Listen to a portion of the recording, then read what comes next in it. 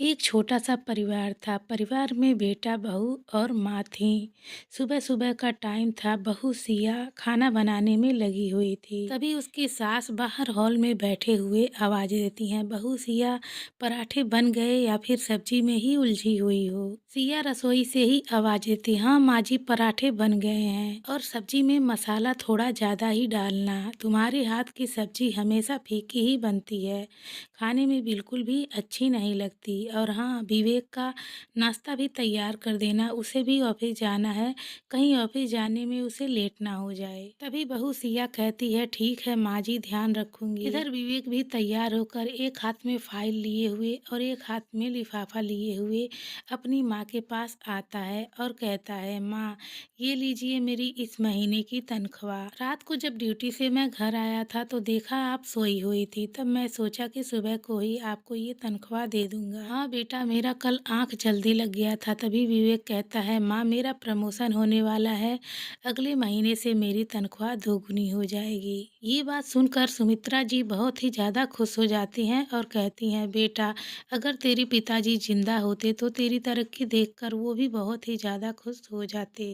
बेटा आज मैं मंदिर जाऊंगी और भगवान को तेरी तरक्की की खुशी में 151 रुपए का प्रसाद चढ़ाऊंगी। खुशी की लहर सुमित्रा देवी की आंखों में दौड़ जाती है। बेटे की तनख्वाह बढ़ने की खुशी सबसे ज्यादा सुमित्रा देवी को थी, और होती भी क्यों नहीं, आखिर उसकी तनख्वाह का एक एक रुपया सुमित्रा देवी अपने हाथ में लेती थी। हालांकि उनकी उम्र हो गई थी, फिर भी उन्होंने घर में अपना वर्चस्व कायम रखा था। घर में खर्च होने वाले एक एक रुपए का हिसाब वो रखती थी, लेकिन घर के किसी भी काम में बहू का हाथ नहीं बटाती थी। रोज की तरह आज भी सिया रसोई घर में खाना बनाने में जुटी हुई थी। टेबल पर बैठते हुए विवेक ने कहा, सिया नाश्ता हो गया है तो दे दो, ऑफिस के लिए लेट हो रहा है। सिया कहती है, ठीक है अभी लाई। सिया जल्दी जल्दी नाश्ते की थाली परोस कर ले आई, साथ में अपने सास के लिए भी नाश्ता लेकर आई। खाना खाने के बाद विवेक अपने ऑफिस के लिए निकल गया और सिया भी कुछ देर के लिए अपने कमरे में चली गई। तभी घर का फोन बजता है और सुमित्रा देवी फोन उठाती हैं। ये फोन सुमित्रा देवी की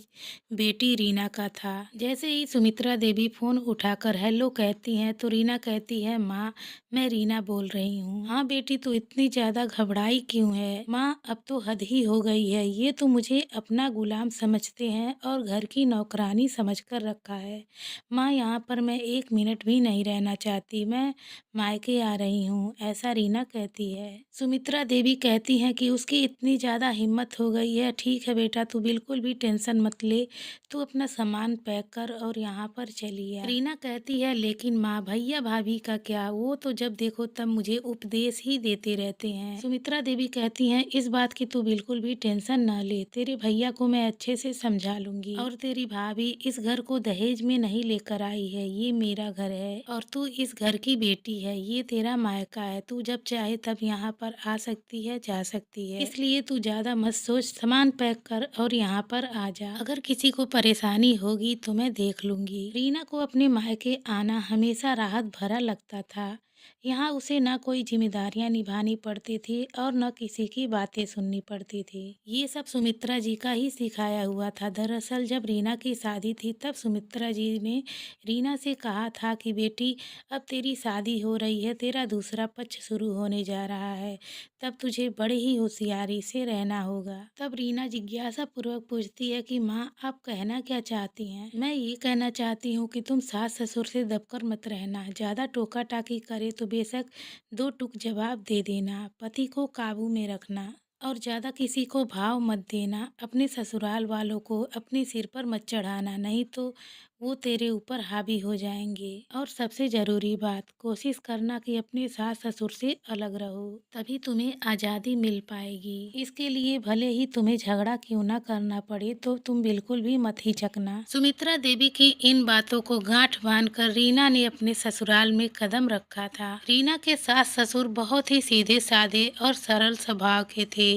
रीना को अपनी बेटी की तरह ही मानते थे। उसके प्रति संजय ने भी पूरी कोशिश की कि रीना को ससुराल में कोई भी तकलीफ ना हो। ससुराल का माहौल बेहद खुशनुमा था, लेकिन वहाँ के शांत माहौल से रीना बिल्कुल भी खुश नहीं थी। शादी के कुछ दिनों बाद ही उसने अपनी माँ के हुक्म की पालना शुरू कर दी। उसके बाद घर में शांति का नामो निशान न रहा। उसकी शादी को 1 साल होने को था और 1 साल के अंदर रीना तीसरी बार अपने ससुराल वालों से झगड़ा कर अपने मायके आ रही थी। जैसे ही रीना ने अपना बैग लेकर अपने मायके के दरवाजे पर कदम रखा, उसकी आंखों में उदासी और गुस्सा साफ साफ झलक रहा था। तभी सुमित्रा देवी दरवाजे पर आती हैं और कहती हैं, आ गई बेटी, आ अंदर आ जा, अपना बैग मुझे दे और आराम से अंदर चल। तुझे अपने सिर पर किसी भी चीज का बोझ लेने की कोई जरूरत नहीं है। रीना अंदर आई तो सुमित्रा देवी उसे अपने कमरे में लेकर गईं। रीना कहती है, माँ, मेरा पति तो मुझे नौकरानी बनाकर रखना चाहता है। घर का सारा काम, सास ससुर की सेवा और अपना आराम तो कुछ नहीं। मेरे से ये सब नहीं होता। सुमित्रा देवी भी रीना के हाँ में हाँ मिलाते हुए कहती हैं, बिल्कुल ठीक कह रही है बेटा, ये लोग तो बहू को काम करने वाली मशीन समझते हैं, लेकिन मैं तुझे पहले ही समझा चुकी हूँ कि अपने हक के लिए तुझे खड़ा होना पड़ेगा। तूने सही किया जो यहाँ पर आ गई। तू किसी की गुलाम नहीं है। वो लोग तुझे समझ नहीं सकते तो तुझे वहाँ पर रहने का क्या फायदा। इसी बीच सिया कमरे में पानी लेकर आती है तो सुमित्रा देवी सिया की तरफ देखते हुए कहती हैं, बहू, जब तक रीना आराम कर रही है तो उसके लिए कुछ अच्छा सा खाना बना दे। आज ससुराल के तनाव से दूर वो आराम से खाना खा पाएगी। सिया ने हाँ में सिर हिलाया और रसोई में चली गई। दोपहर का खाना खाने के बाद रीना और सुमित्रा देवी अपने कमरे में बैठे घंटों बातें करती रहीं।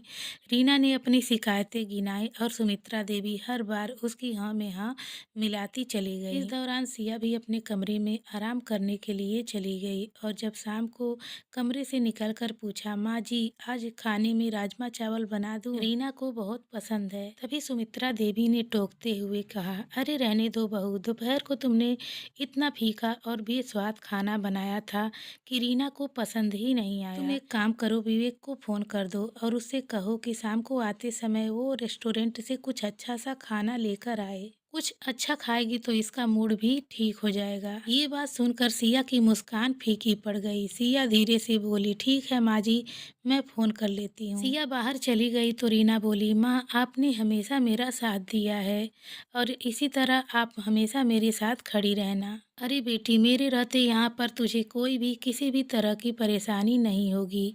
तू यहाँ पर आराम से रह। ऐसा कहते हुए सुमित्रा देवी अपने बेटी का सिर सहलाने लगती हैं। इधर सिया ने विवेक के पास फोन लगाया तो दूसरी रिंग में ही विवेक ने फोन उठा लिया और रोमांटिक होते हुए मुस्कुराते हुए बोला, हाँ मेरी जान, बताओ कैसे फोन किया? कोई बात हो गई है या बस यूं ही मेरी आवाज़ सुनने के लिए फ़ोन कर दिया? सिया ने हल्के से मुस्कुराते हुए कहा, हाँ सब कुछ ठीक है, पर आपसे एक बात कहनी थी। हाँ बताओ, आज क्या हुक्म है मैडम? विवेक ने प्यार भरे लहजे में पूछा। तो सिया बोली, वो रीना आई है ना, तो माँ जी कह रही थी कि रात का खाना बाहर से मंगवा लें, तो जब आप आइएगा तो किसी अच्छे रेस्टोरेंट से कुछ लेकर आइएगा। ये बात सुनकर विवेक थोड़ा चौंक गया। अभी तो पिछले हफ्ते 1 महीने रहकर गई है, फिर से रीना आ गई? कोई बात तो नहीं हो गई है? सिया ने बात को संभालते हुए कहा, पता नहीं, माँ जी कह रही थी कि रीना परेशान है, शायद कोई बात हो गई हो। विवेक ने लंबी सांस ली और गुस्से भरे लहजे में कहा, अरे यार, आखिर दिक्कत क्या है रीना को ससुराल में रहने से? मैंने माँ से कितनी बार कहा है कि उसे अपना घर बसाने दो। हर छोटी बात पर उसे मायके बुला लेना कोई हल नहीं है। माँ को तो बस यही लगता है कि मायके में ही उसे आराम मिलेगा। सिया ने कहा, आपकी चिंता जायज है, लेकिन वो भी एक माँ है ना, अपनी बेटी को दुखी नहीं देख पाती होंगी। तो विवेक ने गहरी सांस लेते हुए कहा, ठीक है सिया, अभी ऑफिस में मुझे बहुत ज़्यादा काम निपटाना है। शाम को मैं जब घर आऊँगा तो रेस्टोरेंट से खाना लेकर आऊँगा, रात को मिलूँगा। रात को करीब 9 बजे विवेक घर लौटा। उसके हाथ में रेस्टोरेंट से मंगाए हुए खाने के पैकेट थे। सिया आई और उसके हाथ से खाने का पैकेट लिया और रसोई की तरफ चली गई। विवेक ने रीना की तरफ देखा जो लिविंग रूम में बैठकर सुकून से टीवी देख रही थी। विवेक ने सोफे पर बैठते हुए कहा, कैसी हो रीना, सब कुछ ठीक तो है ना? रीना ने टीवी का रिमोट दूसरी तरफ रखा और अचानक से रोने लगी। उसकी आंखों से आंसुओं की धार बहने लगी। भैया, मैं अब और सहन नहीं कर सकती। वहाँ पर सब मेरे साथ नौकरानी की तरह बर्ताव करते हैं। सुबह से लेकर शाम तक काम काम और बस काम ही। मेरी परवाह कोई भी नहीं करता। यहाँ तक कि मेरा पति भी मेरा साथ नहीं देता। विवेक ने उसकी बात ध्यान से सुनी और शांत स्वर में कहा, कोई बात नहीं बहन, हर मुश्किल का हल होता है। तुम कहो तो मैं संजय से बात करूं। विवेक की इतना कहने की देर थी कि सुमित्रा देवी वहां पर आ गई। उन्होंने अपनी बेटी की आंखों में आंसू देखे तो नाराज स्वर में बोली, कोई जरूरत नहीं है उससे बात करने की। 2-4 दिनों तक वहां नहीं जाएगी तो उनकी अक्ल खुद ही ठिकाने आ जाएगी और उसे यहाँ पर लेने आएंगे। इस बात पर विवेक ने गुस्सा जाहिर करते हुए कहा, माँ, ये तो कोई हल नहीं है।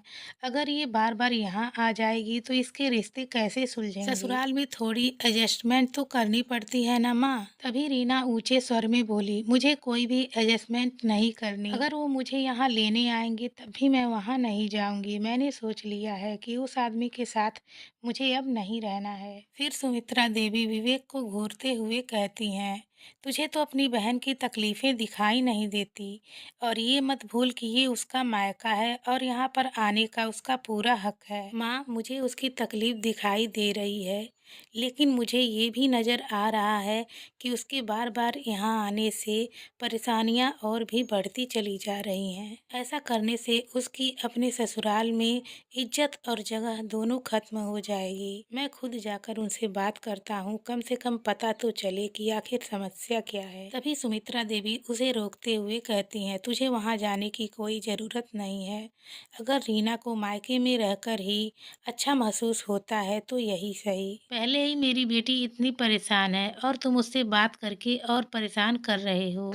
अब इस बारे में कोई भी बात नहीं करेगा। चल बेटी, तू अंदर आकर खाना खा ले। कहते हुए सुमित्रा देवी रीना को अपने कमरे में ले गई। सुबह उठते ही सिया ने कपड़े धोने की मशीन लगाई। अगले 2 दिनों के कपड़े पहले ही जमा हो गए थे, इसलिए सिया ने जल्दी जल्दी काम निपटाने की सोची। जैसे ही सिया कपड़े धोने के लिए मशीन में डालने लगी तो रीना अपने कमरे से बाहर आई। माँ, मेरे सारे कपड़े मैले हो चुके हैं। पिछले 1 हफ्तों से मैंने कपड़े नहीं धुले। रीना अपने बाल बांधते हुए अपनी माँ से कहती है। पास में ही माँ बैठकर चाय पी रही थी तो बोलती हैं, कोई बात नहीं बेटा, तू अपने सारे कपड़े दे दे, मैं सिया को दे दूंगी, वो धो देगी। सिया ने रीना की तरफ देखा लेकिन कुछ नहीं बोली। सुमित्रा देवी ने बैग के सारे कपड़े निकाले और सिया के पास रख दिया। ये भी धो देना बहू, रीना के कपड़े हैं। घर की परेशानी में बेचारी अपने कपड़े धो ही नहीं पाई होगी। सिया ने कपड़ों का ढेर देखा। पहले से ही मशीन कपड़ों से भरा हुआ था और रीना के कपड़े का ढेर भी उसी में जोड़ दिया गया। सिया की आंखों में थकान झलकने लगी, लेकिन उसने बिना कुछ कहे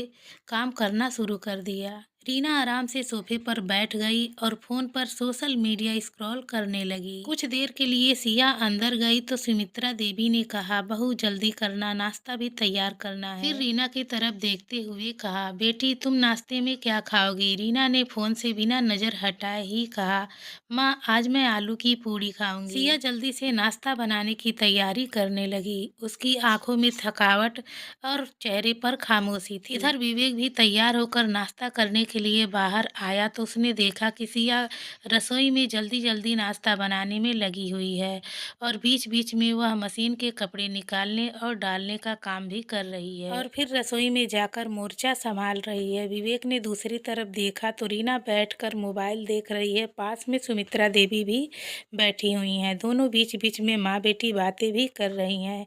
ये सब देखकर विवेक को थोड़ी खिन्न महसूस होती है। विवेक का मन किया कि वो अपनी माँ और बहन से कहे कि घर के काम में कुछ हाथ बटा लें, लेकिन वह यह सोचकर रुक गया कि अगर मैंने कुछ कहा तो घर का माहौल खराब हो जाएगा, बात का बतंगड़ बन जाएगा और रीना इसे अपना बेइज्जती समझेगी। विवेक ने सिया की तरफ देखते हुए मन ही मन सोचा, सिया होशियार है, वो सब देख लेगी। दिन यूं ही बीतने लगे। सिया सुबह से लेकर शाम तक सारा काम करने में लगी रहती थी। बर्तन धोना, कपड़े धोना, खाना बनाना, उसकी ये सब रोज की दिनचर्या थी। दूसरी ओर रीना दिन भर टीवी देखती या फिर फोन में व्यस्त रहती। कभी अपनी सहेलियों के साथ शॉपिंग करने चली जाती तो कभी अपनी माँ के साथ बाजार में सैर करने के लिए चली जाती। आज भी कुछ ऐसा ही हुआ। अरे मनीषा, कहीं जा रही हो क्या? मनीषा को तैयार होते देख सुमित्रा देवी ने पूछा। हाँ माँ, नीतू का फोन आया था, उसी के साथ मॉल में शॉपिंग करने के लिए जा रही हूँ। बहुत दिनों से कुछ खरीदा नहीं तो सोचा अपने लिए कुछ अच्छी सी ड्रेसेज लाऊं। हाँ बेटी, ये तो तूने ठीक कहा, बाहर निकलेगी तो तेरा भी दिल बहल जाएगा। अच्छा माँ, मुझे आज 20,000 रुपए दे दो, अगर कुछ बच गया तो मैं आपको लाकर दे दूंगी। सुमित्रा देवी ने बिना सोचे अपने अलमारी से पर्स निकाला और 20,000 रुपए लाकर रीना को थमा दिया। कुछ अच्छा सा खरीदना अपने लिए, और पैसे चाहिए तो मांग लेना, मुस्कुराते हुए सुमित्रा देवी ने कहा। सिया रसोई में खड़ी ये सब देख रही थी। जब सुमित्रा देवी ने एक भी सवाल किए बिना 20,000 रुपए रीना को दे दिए तो सिया के हैरानी का ठिकाना ही नहीं रहा। सिया मन ही मन सोचने लगी, जब 2 दिन पहले घर का राशन खत्म हो गया था और मैंने माँ जी से 1,000 रुपए मांगे थे, तब तो माँ जी ने मेरे से कितना सवाल किया था, क्या लेना है, कितने पैसे लगेंगे, इतना जल्दी घर का राशन कैसे खत्म हो गया। और आज बिना एक सवाल किए बिना ही उन्होंने 20,000 रुपए रीना को दे दिए। सिया ने कुछ नहीं कहा और घर के कामों में लग गई। दिन भर की थकावट के बावजूद भी सिया ने घर संभालने में कोई कसर नहीं छोड़ी थी। इधर रीना के घर आने से पहले सिया ने सारा खाना तैयार कर लिया था। विवेक भी ऑफिस से घर आ गया था। सिया ने डाइनिंग टेबल पर खाना लगाया तो उसी समय रीना भी घर लौट आई। तो सुमित्रा देवी ने कहा, अरे बेटी तू आ गई, बहुत देर कर दी, चल आ खाना खा ले। नहीं माँ, मैंने बाहर से ही खाना खा लिया, मॉल में ही एक चाइनीज रेस्टोरेंट था, मजा ही आ गया आज तो। तभी रीना शॉपिंग बैग खोलते हुए कही, माँ ये देखो मैंने कितनी अच्छी ड्रेसेज खरीदी है, रेड वेलवेट गाउन, मेरी सहेली कह रही थी कि ये तेरे ऊपर खूब जमेगा। सुमित्रा देवी ने मुस्कुराते हुए कहा, हाँ बेटा, तेरे कपड़ों की पसंद तो हमेशा से कमाल की है। रीना ने दूसरा बैग खोलते हुए कहा, हाँ माँ, आपके लिए भी मैंने बाजार में बहुत ही अच्छे अच्छे सूट देखे, तो कल हम चलेंगे और तुम्हारे लिए कुछ अच्छे से कपड़े खरीद कर लाएंगे। आप जो कपड़े पहनती हैं वो मुझे बिल्कुल भी अच्छे नहीं लगते हैं। अच्छा ठीक है बेटा, अब मुझे खाना खाने दे, हंसते हुए सुमित्रा देवी ने कहा। इधर खाना खाते हुए विवेक मन ही मन सोच रहा था कि आखिर रीना और संजय के रिश्ते का क्या होगा। धीरे धीरे 1 महीना होने वाला था और रीना ने न ही ससुराल जाने की बात की और न ही किसी ने उसे टोकने की हिम्मत की। सिया और विवेक स्थिति से परेशान हो चुके थे। एक दिन सिया ने कहा, कब तक हम ऐसे ही देखते रहेंगे? रीना और संजय की शादी को भी 1 साल होने वाले हैं। उनके रिश्ते को बचाने के लिए हमें कुछ करना होगा। विवेक ने हामी में सिर हिलाते हुए कहा, तुम ठीक कह रही हो। मैं सोच रहा था कि इनकी शादी की सालगिरह पर इनको मिलाने की कोशिश की जाए, शायद इस अच्छे मौके पर बात बन जाए। सिया ने मुस्कुराते हुए कहा, तो ठीक है, हम शादी की सालगिरह पर केक मंगवाएंगे और संजय को भी यहाँ पर बुलाएंगे। शादी के सालगिरह के दिन विवेक और सिया केक मंगवाते हैं और सुमित्रा देवी और रीना को आवाज देकर कमरे से बाहर बुलाते हैं। जैसे ही लोग बाहर आती हैं तो ये सब नज़ारा देखकर चौंक जाती हैं। रीना पूछने लगती है, केक आया है किस खुशी में? विवेक मुस्कुराते हुए कहता है, अरे तुम भूल गई, तुम्हारी और संजय की शादी की पहली सालगिरह है। हमने सोचा इस मौके को खास बनाया जाए। हम चाहते हैं कि रीना और संजय दोनों इसे एक साथ मनाएं। इससे इनके बीच की दूरियां भी कुछ कम हो जाएगी। विवेक ने रीना की तरफ देखते हुए कहा, रीना, संजय के पास फोन करो और उसे यहाँ आने के लिए कहो। रीना गुस्से से विवेक को घूरने लगी। तब विवेक ने कहा, ठीक है, अगर तुम्हें फोन करने से ऐतराज है तो मैं ही फोन करके उसे यहाँ बुला लेता हूँ। तभी रीना गुस्से से तमतमा उठी और उसने तेज आवाज में बोला, तुम्हारी हिम्मत कैसे हुई मुझसे बिना पूछे ये सब करने की? मैंने आपसे पहले ही कहा था कि उस मनुष्य व्यक्ति की मैं शक्ल भी नहीं देखना चाहती।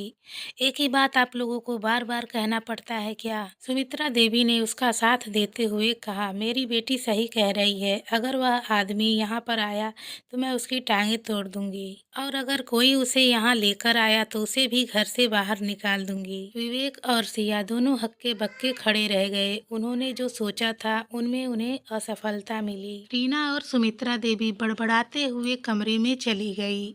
विवेक ने गहरी सांस ली और फिर कहा, समझ नहीं आ रहा है कि क्या करूं। ये तो स्पष्ट हो गया कि इन लोगों को कुछ सुलझाना ही नहीं है। इनकी जिद ही इनकी दुश्मन है। ये लोग घर बसाना नहीं, तबाह करना जानती हैं। इसके अगले दिन रीना ने यह ठान लिया कि वह इस रिश्ते से छुटकारा पाना चाहती है। रीना ने तलाक की बात उठाई तो पूरे घर का माहौल भारी हो गया। विवेक ने फिर से एक बार स्थिति को संभालने की कोशिश की। उसने सोचा कि एक बार माँ से बात कर लूं तो शायद कोई हल निकले। जब रात को सभी लोग अपने कमरे में सोने के लिए चले गए तब विवेक ने अपनी माँ को कमरे से बाहर बुलाया। सुमित्रा देवी ने कहा, क्या है बेटा? तब विवेक ने कहा कि माँ, आखिर मैं जानना चाहता हूँ कि ऐसी क्या बात हो गई है कि रीना तलाक लेने की जिद पर अड़ी हुई है। ऐसी क्या आफत आ गई कि नौबत यहाँ तक आ गई है? तब सुमित्रा देवी ने ठंडी सांस भरते हुए कहा, बेटा, मैं बस इतना जानती हूँ कि मेरी बच्ची परेशान है।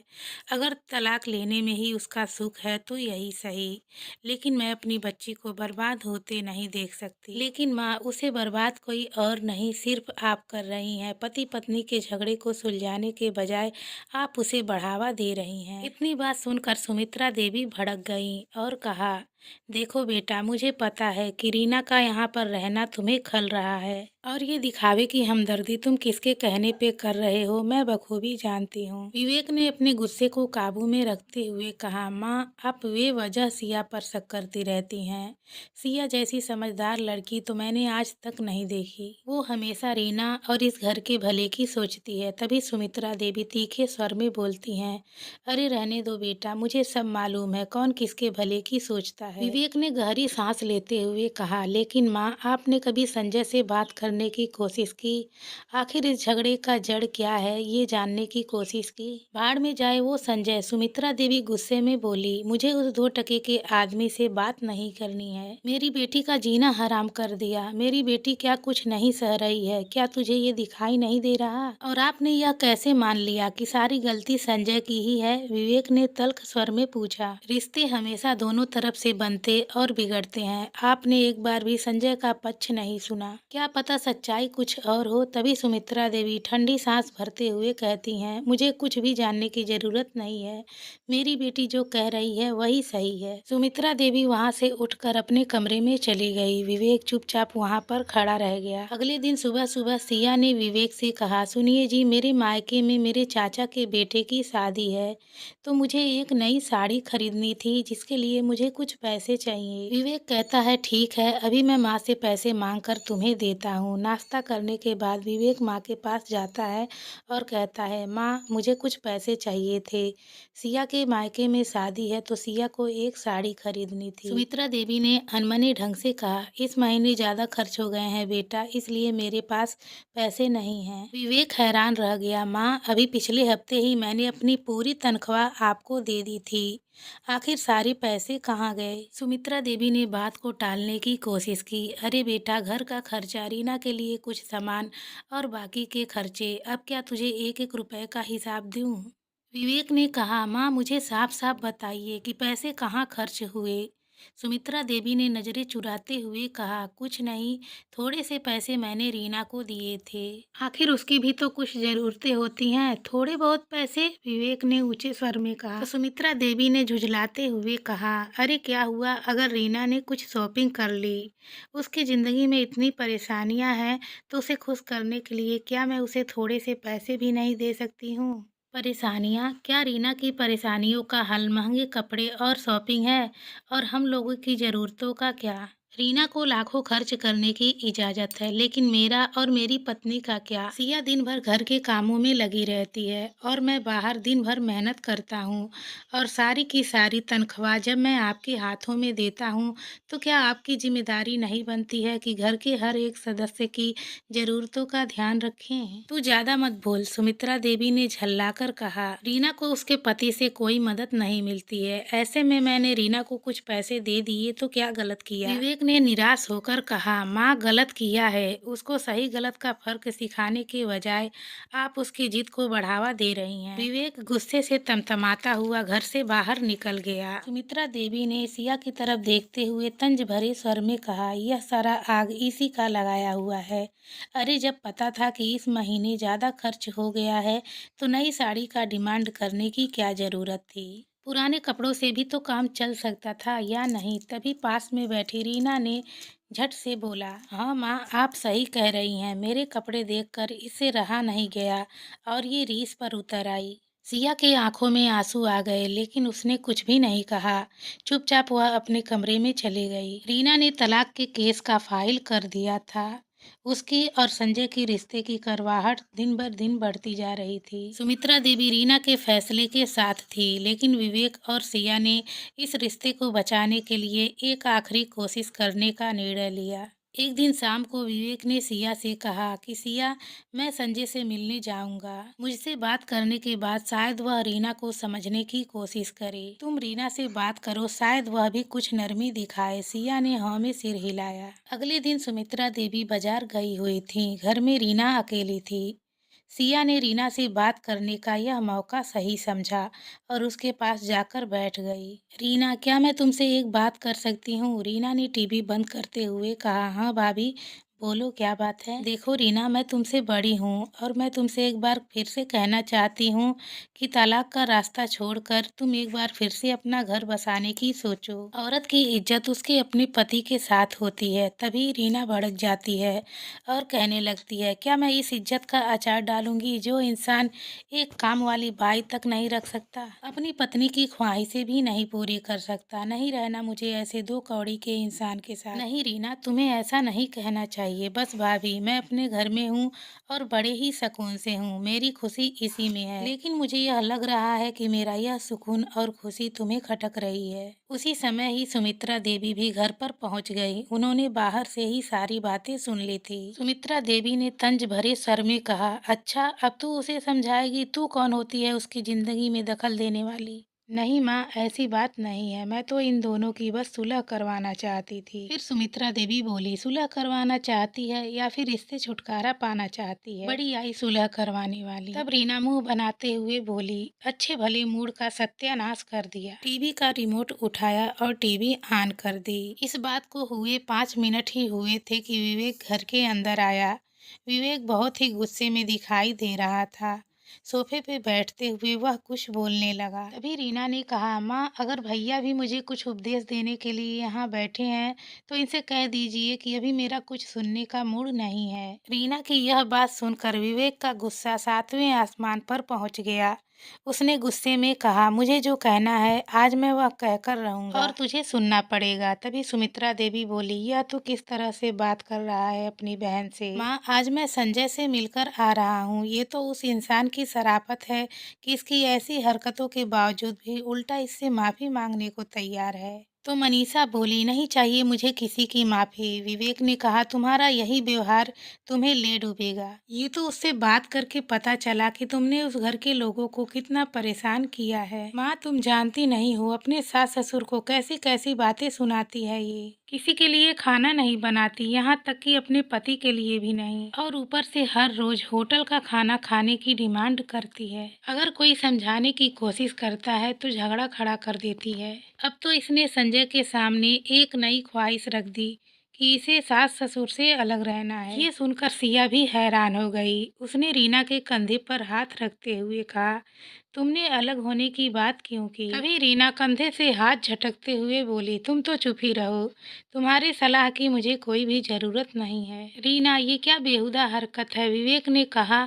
तो रीना ने बेशर्मी भरे लहजे में कहा, मैंने जो एक बार कह दिया सो कह दिया। अब मेरा फैसला बदलने वाला नहीं है, चाहे जो हो जाए। नहीं रीना, तुम्हें अपने ससुराल तो जाना ही पड़ेगा और ये मेरा आखिरी फैसला है। तुम अगर नहीं जाओगी तो मैं तुम्हें छोड़कर आऊंगा। अच्छा, तो मुझे बाहर निकालना तो दूर, मुझे हाथ लगा कर दिखाइए अगर इतनी हिम्मत है तो। विवेक ने कहा, देख लो माँ, ये आपकी ही तरफदारी करने का नतीजा है। मेरे साथ चलो रीना, मैं तुम्हें छोड़कर आता हूँ। तभी सुमित्रा देवी बोली, तू होता कौन है मेरी बेटी को इस घर से निकालने वाला? अगर कोई इस घर से जाएगा तो तू और तेरी ये चालबाज पत्नी, जिसके कहने पर तू ये सब कर रहा है, अभी के अभी निकल जाओ मेरे इस घर से।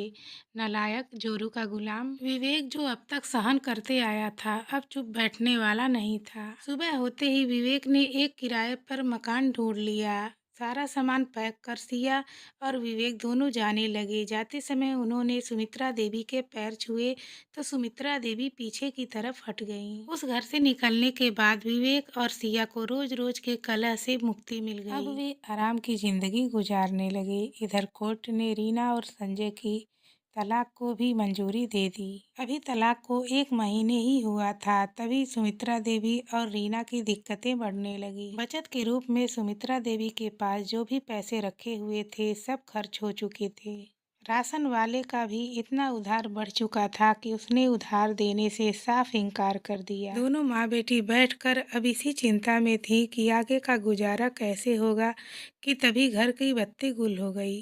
काफी देर तक अंधेरे में बैठने के बाद रीना ने अपनी माँ से कहा, माँ कितनी देर हो गई और लाइट अभी तक नहीं आई, जरा फोन करके पता तो करो कि लाइट क्यों नहीं आई। तभी माँ ने कहा कि बेटा मैंने फ़ोन किया था लेकिन हमारे बिजली का बिल जमा नहीं है, इसकी वजह से उन्होंने हमारी लाइट काट दी। रीना ने अपना माथा पकड़ लिया। तभी सुमित्रा देवी ने कहा, बेटा अगर ऐसे ही चलता रहा तो भूखे मरने की नौबत आ जाएगी। बेटा तू तो पढ़ी लिखी है, कहीं नौकरी कर लेती तो अच्छा रहता। यह सुनकर मनीषा ने कहा, आप भी क्या कह रही हैं माँ, अगर काम ही करना होता तो मैं अपने ससुराल में न रह जाती। अब वैसे भी मुझे यहाँ पर रहना ही नहीं है, मैं वापस संजय के पास जा रही हूँ।